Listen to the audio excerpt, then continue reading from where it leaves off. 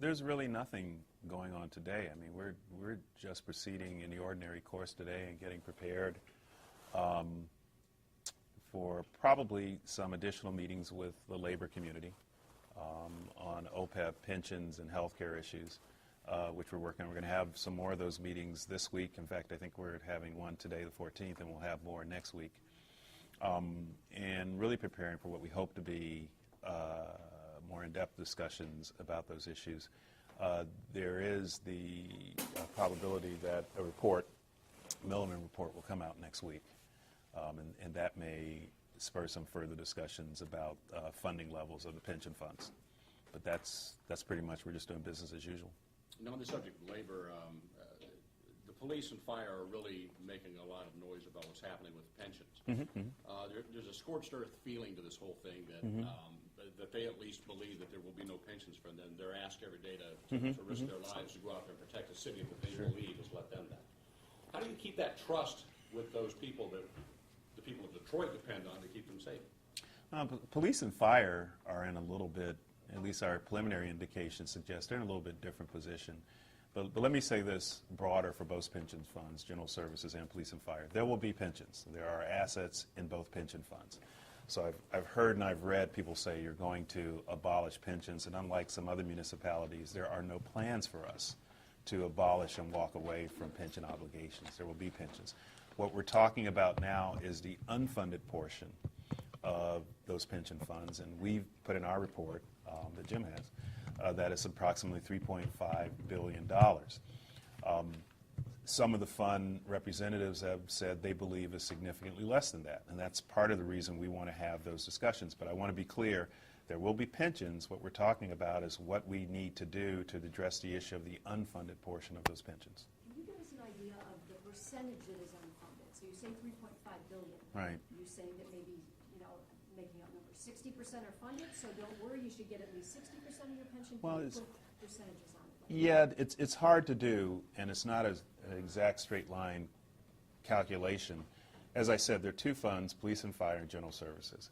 It appears that police and fire is in a little bit better position, and under the statute, you have to be at below 80% of your expected unfunded actuarial liabilities to be subject to a potential restructuring.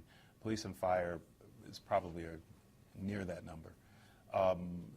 General services appears to be perhaps a little bit lower than that.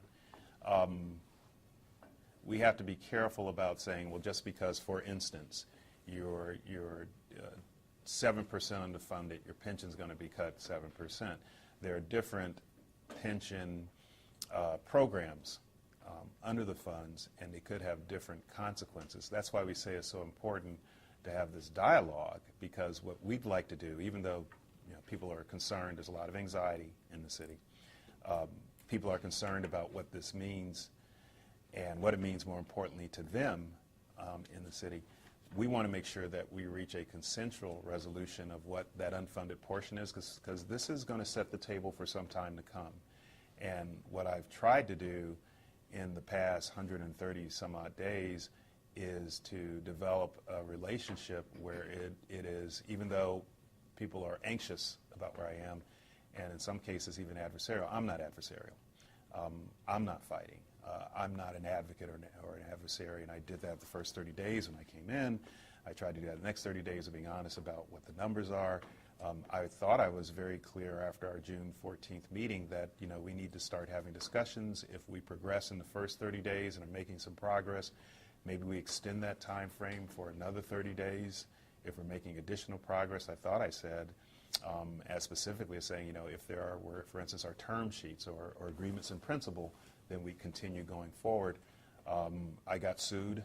The governor and the treasurer got sued. We held off. The next week, another entity joined that litigation. We held off.